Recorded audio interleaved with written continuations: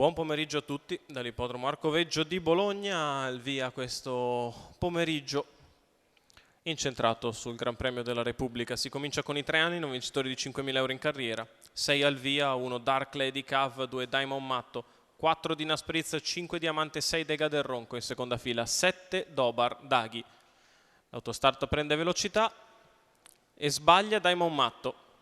Allora il favorito che si elimina va al comando Dina Spritz nei confronti di Diamante. Numero poi 2 lungo Diamond lo steccato Matto Dark squalificato. Lady Cav che prova a tenere all'esterno Dega del Ronco. E intanto la leader guadagna margine, i primi 200 se ne vanno in 15 spaccato, con all'esterno Dega del Ronco che scavalca Diamante, si porta in seconda posizione alle spalle di Dina Spritz. In terza posizione Diamante, in quarta Dark Lady Cav, in quinta Dobar Daghi. 38 per i primi 400 metri di corsa, con Dina Spritz sempre all'avanguardia menardanza.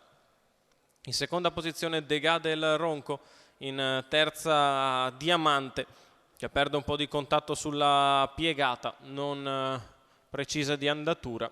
Si ridistende sulla dritta per provare a tornare sotto. Intanto i primi due continuano di buona lena.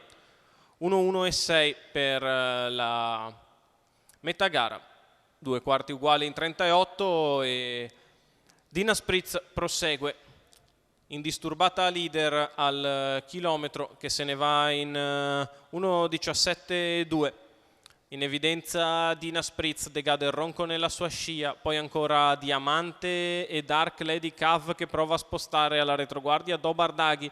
La retta opposta alle tribune è passata in 14.6 da Dina Spritz, che si mantiene in evidenza nei confronti di Dega del Ronco, poi Diamante e Dark Lady Cav che lottano per la terza moneta, con la leader che ha passato la piegata conclusiva in 14.6, entra in retta d'arrivo isolata in vantaggio. Dina Spritz che nel finale vince facile nei confronti di Dega del Ronco. Al terzo posto Diamante.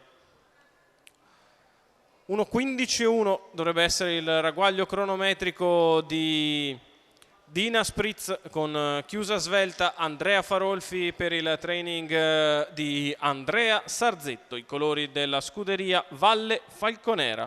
La figlia di Maraja e Nebraska Jet coglie la seconda vittoria in 5 uscite in carriera.